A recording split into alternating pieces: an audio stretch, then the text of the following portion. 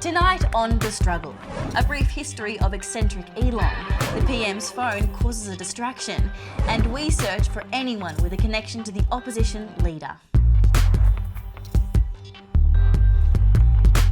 With politicians frequently accused of being out of touch with the youth, let's kick things off by checking out the type of media young people are consuming, namely Snapchat's Discover page, the only source of news on the platform. Let's take a look. James Charles caught buying diapers. Looks like that BBL hasn't gone all that well. Nah, that ain't it. I don't know, why am I just learning about this? Inventions that could save your life, is this supposed to be one of them? And yes, please explain this. Yikes, maybe I'm starting to see the whole kids these days argument. I mean, there's a lot of trashy content over on Snapchat, but to be fair, boomers aren't immune from producing trashy content either. Join the United Australia Party. Stand with me and Craig Kelly. Oh my God, go away. Anyway, let's now turn our attention to one of the loosest billionaires going around. Lately, you would have been seeing a lot of articles about how Elon Musk is this visionary, gazillionaire, owner of Tesla, etc. Due to his insatiable appetite for attention, Elon has inserted himself into every issue and event in the past few years, so it can seem impossible to gain a grasp of his identity. Fortunately, we can find a clear understanding of Elon through exploring the 3 eras of Elon. These eras can neatly be divided into 3 distinct sections: BHT, before hair transplant, AHT, after hair transplant, and AHBT, SSN, WWDHT, KOOT, CIT. After he built that stupid submarine nobody wanted, which didn't help those kids out of that cave in Thailand. But that's another story. BHT, or Balding Elon, made his money in the early 90s in a typical Silicon Valley startup fashion. It was an early dabbling in PayPal that really helped him along with building up his mega millions. He didn't make PayPal, mind you. He just jumped in once it got going. He's got a nose for good ideas. But other than starting SpaceX and investing in and becoming CEO of Tesla, Balding Elon doesn't really do anything much exciting except make a few more billion. Things really kick off when Elon gets hair in the AHT era. Between 2013 and 2018, Elon will see himself cemented as the inspiration quote wallpaper for entrepreneurs young and old. This is a time when Elon is in Iron Man cameos, selling flamethrowers, constantly throwing Steve Jobs-style events where he tells us we will be on Mars tomorrow, and launches Tesla into space. Good times all round. But eventually we reach the AHBT, SSN, WWDHT, KOOT, CIT era, and everyone catches on to the fact that Elon is actually a massive weirdo. Elon begins this era by calling a cave diver helping rescue the Thai children a pedo, in response to the diver saying Elon's child-sized submarine was a useless PR stunt. From here it's history. He manipulated the stock market by lying about taking Tesla private, spread wide amounts of COVID-19 misinformation, had a child called XASH-A12 with a musician who lives off butter, broke his unbreakable window, unveiled a man in a spandex suit and called it a robot. Oh, and he bought Twitter for about... never mind, it's a ton of cash. Back to you, Ren.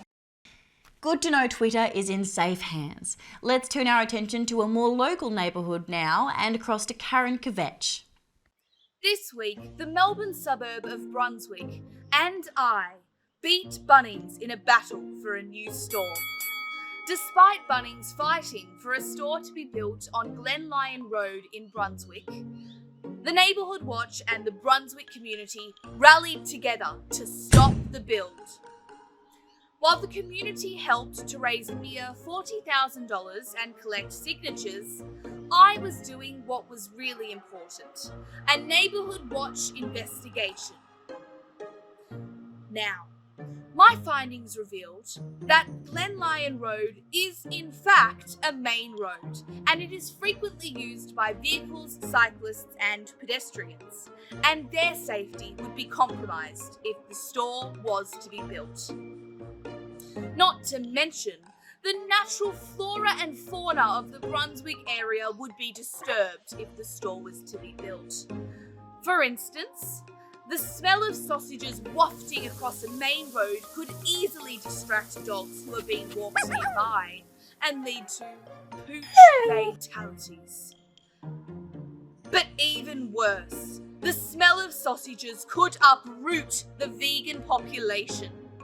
and infringe on their rights to breathe in air that is free of a meat scent. And I am overjoyed to report that the Victorian Civil and Administrative Tribunal agreed with my reasoning and scrapped Bunnings' proposal for a new store.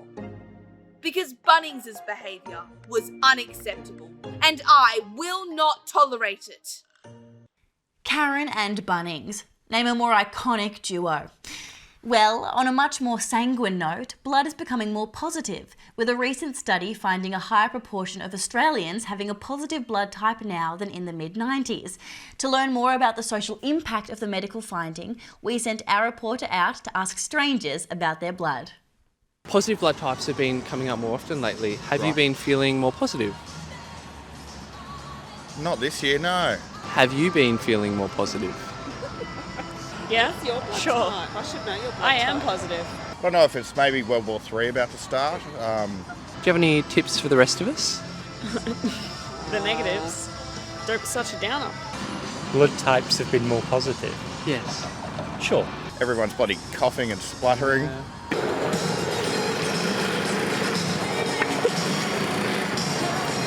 So you have been more positive? Yes, I have been. Shows like Byron Bay's is doing quite well. It's Cecil, why have you been so positive lately? yeah, shit's grim. Yeah. Have you been feeling a little more positive lately? Yes. Why is that? So I realised death is the end and we're all going to die. Love a good dose of optimism. Anyway, we're off to a break. We need a new government. Save Australia. Vote one. Welcome back. Prime Minister Scott Morrison turned heads last week when a photo emerged of him on his phone during an Anzac Day service. This led to multiple media outlets hypothesising about what the PM was doing, with one source reporting he was playing Angry Birds, while another stated he was trying to Shazam that catchy trumpet song. In good news though, under the Freedom of Information Act, we've been able to gain access to Scott Morrison's mobile phone and find out once and for all what he was really doing.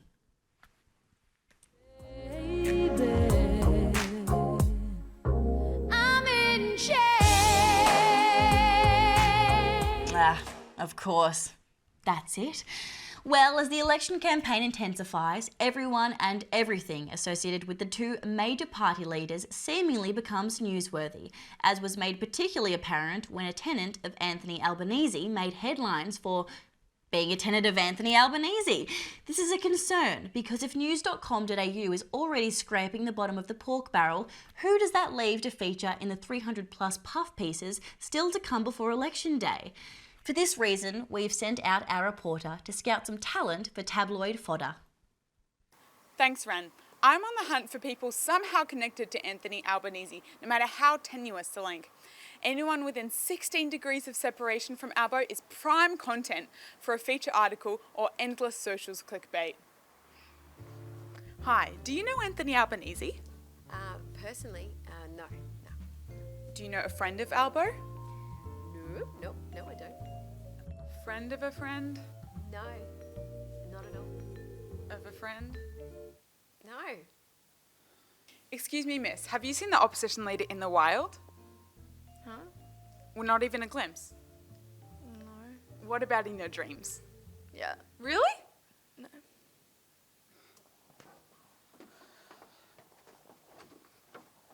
Have you seen Albo?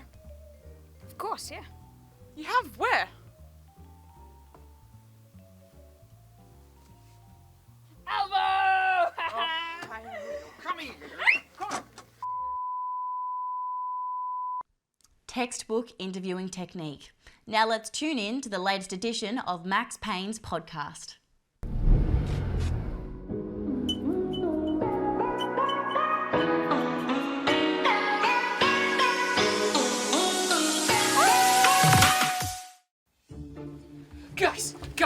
Guys, got no time. Gotta get right into it this week. I just heard about a disturbing medical condition. So horrifying, it makes coronavirus look like your granny without her dentures. They're calling it low T. My main man from Fox News, Tucker Carlson, has all the deets on it in his newest documentary, The End of Men. Low T, or low testosterone, could be the end of men as we know it. How terrifying! Who's gonna hold open the doors at restaurants? Who's gonna yell at the footy when it comes on TV? Who's going to send unsolicited dick pics? Pretty soon, folks, the only men left in the world will be trans men. Now, don't get me wrong, you snowflakes. Trans men are the best. After all, despite being unlucky enough to be born without a nether rod, they still put time, money, and effort into being men. How alpha is that? What I am saying, bros, is that we should have seen this coming. Alex Jones was warning us about it way back in 2015. I don't like them putting chemicals in the water that turn the friggin' frogs gay. Do you understand that? Turn the friggin' frogs gay.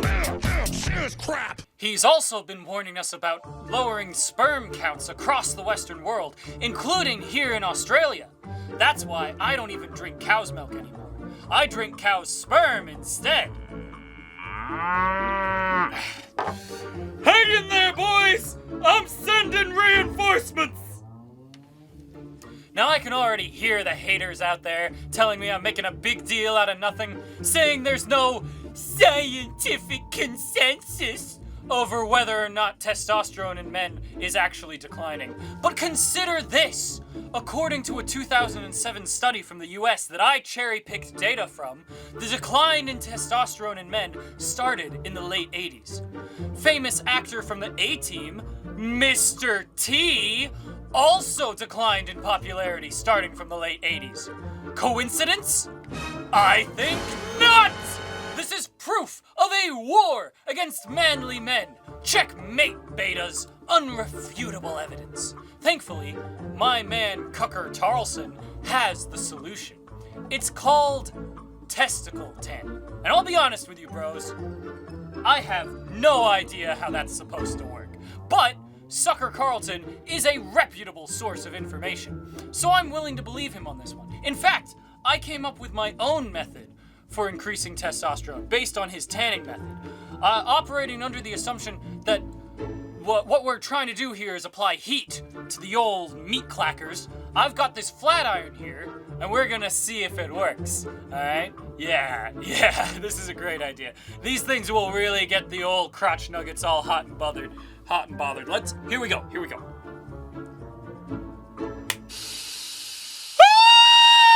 The very aptly named Max Payne there. Now let's turn our attention to the latest calamity affecting Brighton mum, Linda Crawford. Hello, darlings. How am I doing this week, you ask? Well, I'm a bit exhausted if I'm telling the truth, darling. I am tired of having to continue defending my culture. Brighton culture. Everyone is trying to sneak their way in and I'm just not having it anymore, darling. I am done. You know the lovely Insta-famous bathing boxes at Brighton Beach? Well, there's talk that the boxes might be facing some damage due to erosion in the near future. Now, this is not great news, especially for my little Olivia. In all honesty, she thinks the beach is pretty awful as far as beaches go. I mean, we all do. But my gosh, do photos in front of those cute boxes look lovely on the gram. They're iconic. But do you want to know what the Bayside City Council's solution is? They want to import sand from North Brighton to protect the boxes from the shoreline. You don't seem to be getting very worked up, darling. Did you hear what I just said? They want to import sand from North Brighton. No! North Brighton is just not the same. It's not Brighton. It's, as it says, north of Brighton. They're just not the same and they never will be, darling. As much as the people living in North Brighton would like to think so. Tim Wilson knows what I'm talking about. He's the MP for my electorate and he's also sick and tired of people trying to change our community. One grain of sand at a time. Okay, well, he's not really talking about sand, but what he has been talking about are values. Brunswick values to be specific. If we start welcoming Brunswick values and North Brighton standard to our community, I just don't know how much longer I can continue calling this place my home. We'll end up with a sandy community of homeless-looking hipsters with bare feet, eccentric Salvador Dali mustaches, and nowhere to go for DIY home renovations. Brighton culture is sacred, darling. It's sacred. Our morning walks, our private schools, and our Botox clinics, sacred. Please, Ren, for the love of God, do not let your struggle crew move anywhere near Brighton. Brighton, the real Brighton. I say this with the kindest intentions. Back to you, Ren. Thanks, Linda. Right, well, we're off to an ad break. One without Clive No Parr. Liberal, Labor or National member will ever stand up for Australia. They're all too concerned about... Welcome back. There's a hit song rocketing up the charts, and it's a political subversion extraordinaire. It's called Coal Makes Me Come, the DJ ScoMo remix. Coal makes me hard. Coal makes me come. My dick is always hard to coal, and it's only getting harder. Coal makes me hard. Coal makes me come. But the thing I love about coal is it doesn't run away in the disasters. The struggle has identified the most likely culprit for what can only be called an undergraduate, yet very effective piece of political advocacy. And who do you think it is? Oh, it's just Albo. Very simple. So you found another way to amuse yourself whilst you had COVID then, opposition leader. I mean Albo.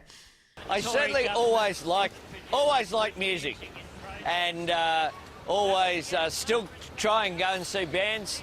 But while you were laying low from the campaign trail, you still managed to find an effective way to skewer your opponent. And I didn't even have to give a speech, which was even better. Coal Makes Me Come, the ScoMo remix, has been reviewed as crass, gauche and distinctly undergraduate politics. What do you have to say to that? It was good fun. And have you been surprised at the feedback? Some people liked my music selection, so it went off. We'll just take a look at you in your bedroom putting it all together. Coal makes me hard. Coal makes me come. My dick is always hard to coal, and it's only getting harder. Mr. Albo, how do you respond to young people saying campaigns like this are exactly why young people don't respect the political process? But they enjoyed it. Thanks, Anthony Albanese. Well, political subversion is the name of the game in such an intensely fought election campaign such as this, where so much of our future is at stake. Barath speaks to a master of it. Where did he learn such depravity? Uni? Today, we're talking with a comedian, an activist, and none other than one of the Chaser Boys himself, Charles Firth. Welcome, Charles, to The Struggle. Hello, how you going? The DJ ScoMo remix. Oh, isn't that great? It's a banger of a tune. That's the truth. Yeah. And it's sort of disgusting. And I wanted to show my kids and then it was like, no, I can't show my kids. Can I? Like they're just a bit too young for that. So you are one of the OG Chaser Boys. And yeah. And my understanding is that you guys all met at university. Right? Yep. So did you learn how to be satirical at university, or maybe was this a reaction against university? Well, actually, it was even before university. So a few of us knew each other from school, and we took over the student newspaper at school. Oh my God. And turned it into a sort of satirical, stupid paper in the early 1990s.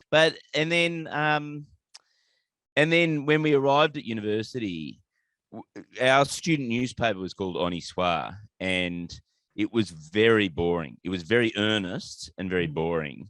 And it was all arty and it was just people, I think, basically wanking a lot, in trying to make it. And then turned the publication basically into what the Chaser then was, a few years later, which was a satirical newspaper with stupid, newsy, satirical front page headlines and just trying to be funny and had so much right now, right? Because sorry, that's what we need right now. A break from all the crap. Yes, and we used it to organize, because if you've got the control of the media, you can then control the masses, right? The point is that actually, for comedy to be really good, it has to have some sort of punch. Like you want to, and you don't want to punch down, so you start punching up, and that infuses your pranks with meaning. But then you look at some of the stuff, especially War on Everything. You know, a lot of the stuff was just very stupid.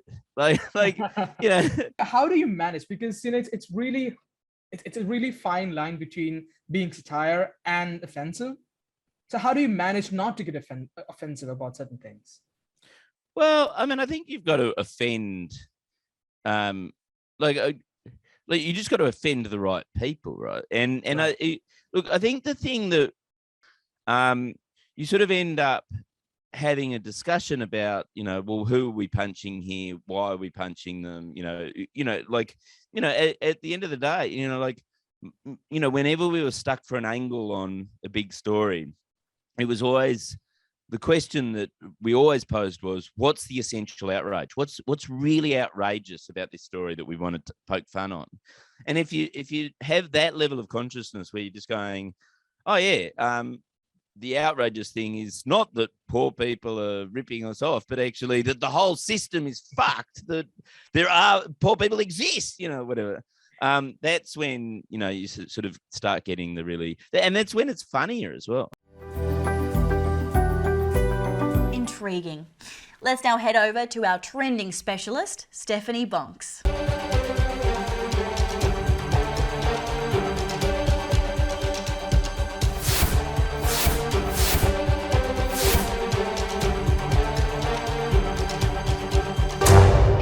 Down the days to the election? Well, why bother with that when there are plenty of other exciting days to keep an eye out for? So let's get our calendars out and have a look, shall we? That's right, poor starving folks. 238 more days until we can hopefully buy things that we are able to afford. I've been saving up for Boxing Day ever since I spent all of my paycheck last year. Please help. I don't know about you, but it's only been about 5 months and I'm already looking forward to the warm December weather and presents that I never asked for in the first place. It really hits differently to hear kids caroling in the middle of the night, taunting me with their joy. It's a good thing that I still have yet to take down my Christmas decorations from last year. What? Isn't Christmas every day? As if we aren't already living in some of the scariest times of our lives. Halloween is just in 182 days, people. I hope everyone's already starting to think about what their costumes are going to be. I mean, last year I dressed up as the Queen, but maybe I'll be Aaron Jagger this year, who knows? Oh crap, I almost totally forgot about Mother's Day. That's right, kids. Time to rush to your nearby Kohl's to get a bouquet of flowers that will wilt within a day. Or maybe an expensive hug will do, really. It's the thought that counts. All right, that's all I have for this week. Back to you, Ren. Thanks, Steph. Now let's check in on the weather. And just when we thought the pluming clouds of patriarchy were starting to clear, Elon Musk and Johnny Depp have rained down on us with a fresh shower of thinly veiled male privilege, leaving us to wonder whether the future is female t-shirts and black squares on Instagram were enough to prepare us for this musky Armageddon. Whether Mr. Musk's purchase of Twitter is to Trojan horse the left or backscratch the right seems irrelevant, coming from a man who previously posted, "I put the art in fart." Meanwhile, there is high visibility on the term toxic femininity this week as every father, brother, boyfriend, and cousin uses our once favorite part to highlight the plight of men. Whether anyone will admit the Depp-Heard court case was the perfect opportunity to bring misogyny back into the atmosphere is yet to be seen, but Musk's new Twitter will surely be prepared to protect all those women are crazy memes for free speech in the meantime. Whether Scott Morrison was creating a funny pic like this when caught on his phone at last week's Anzac Day Dawn service has been ruled out. However, as we know, he won't let women be silenced unless they're reporting sexual assault, that is. Back to you, Ren. Thanks, Varen. Well, that brings this episode to a close. It's difficult to avoid Clive Palmer's advertising, particularly when it's plastered across newspapers, billboards, and our own personal devices. Stand with me and Craig Kelly. Together we can stand up for... I'm in chair. Cold makes me hard. Until next week, the struggle. It's real. Cold makes me come. My dick is always hard to cold, and it's only getting harder.